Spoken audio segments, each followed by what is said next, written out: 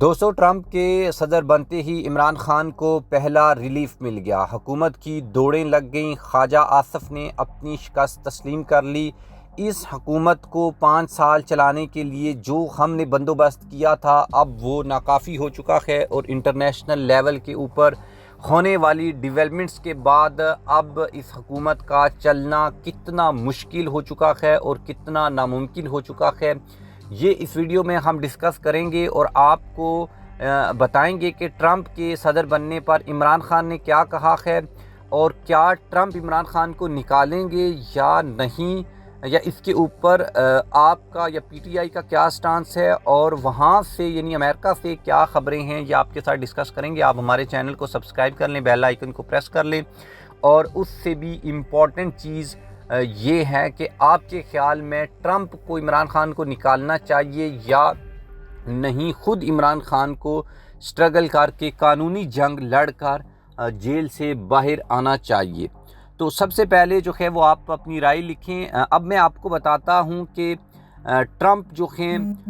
ان کی جب کمپین چل رہی تھی تو ہم نے دیکھا کہ پاکستان تحریک انصاف کے جو لوگ ہیں وہ ٹرمپ کو سپورٹ کر رہے تھے، کہتے تھے کہ ٹرمپ عمران خان کا دوست ہے، اور ٹرمپ نے بھی بہت جگہوں کے اوپر عمران خان کی پکچرز بھی چلائی ہیں،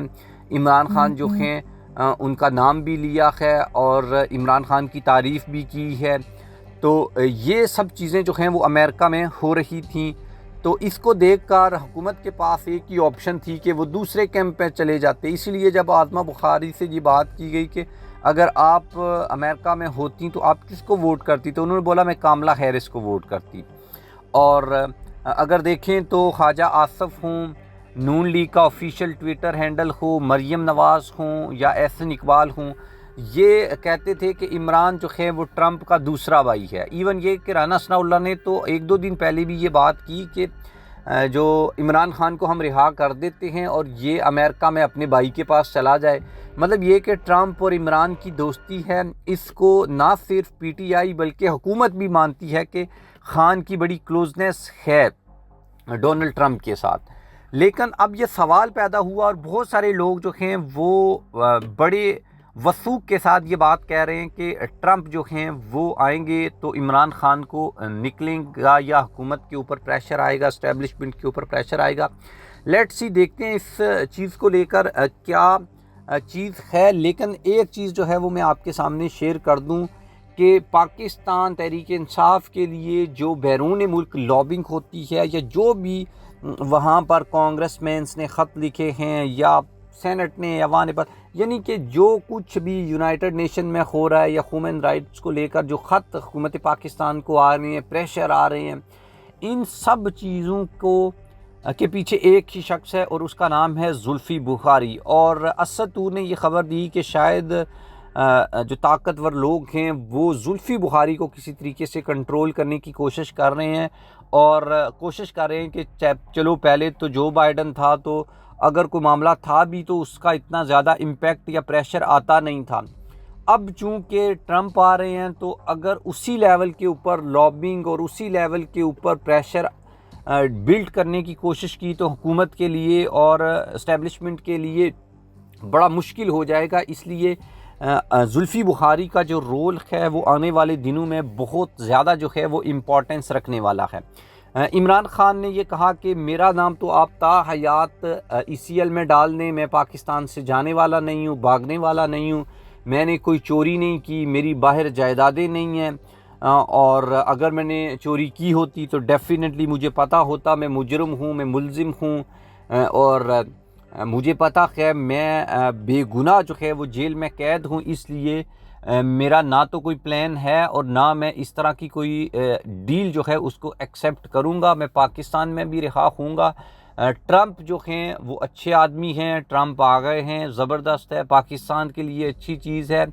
لیکن ڈونلڈ ٹرمپ سے امید یہ ہے کہ وہ اب نیوٹرل رہیں گے اور پاکستان کے معاملات کو لے کر نہ تو وہ کوئی دخل اندازی کریں گے، نہ میرے حق میں کریں گے، نہ میرے خلاف کریں گے۔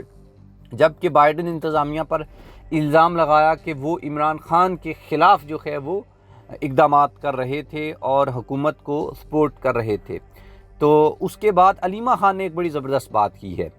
وہ یہ ہے کہ آپ نے یا دیکھو پاکستان کی میجورٹی نے عمران خان کو ووٹ کیا، اور وہ ووٹ جو ہے وہ پہلے تو فارم 45 اور 7 کی رد و بدل میں اس کو تبدیل کر دیا گیا اور اس کے بعد ایک حکومت بنا دی گئی۔ تو آپ یہ اندازہ کریں کہ اگر آپ کیا اس میں سے پسند کریں گے کہ آپ نے یا 24 کروڑ لوگوں نے کی میجورٹی نے ایک شخص کو ووٹ کیا ہے اور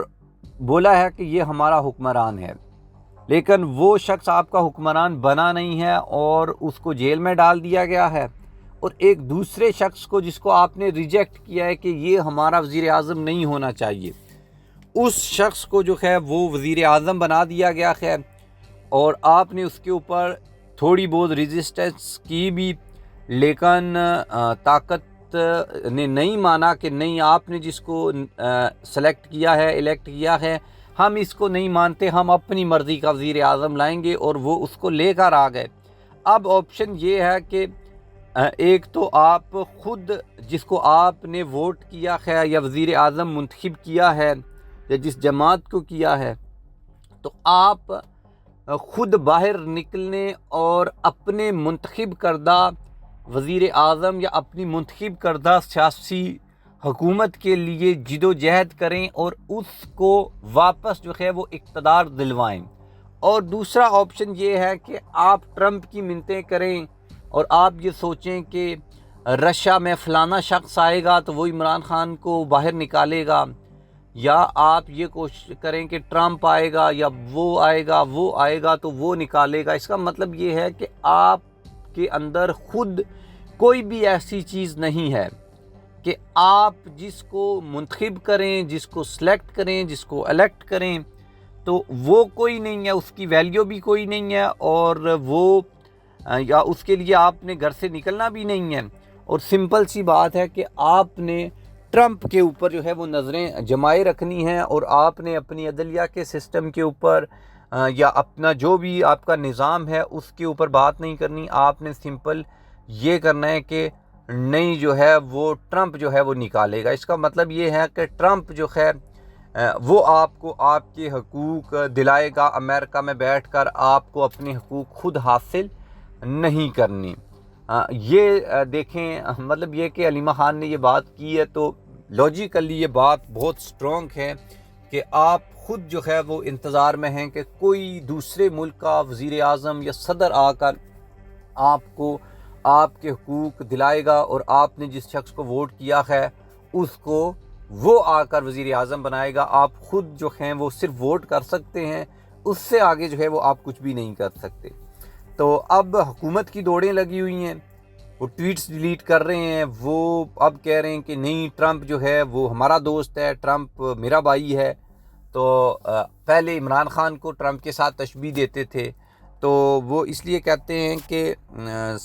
راتیں جو ہیں وہ کتنی ہی لمبی ہو وہ رات ہی رہتی ہے، اور ایک دن صبح ہونی ہوتی ہے۔ تغیر جو ہے وہ پارٹ آف لائف ہے، اس لیے آپ یہ کہہ کر بیٹھ نہیں سکتے کہ اب ہم نے یہ قانون سازی کر لی ہے، یہ کر لیا، وہ کر لیا، اب ہم 5 سال نہیں جا رہے۔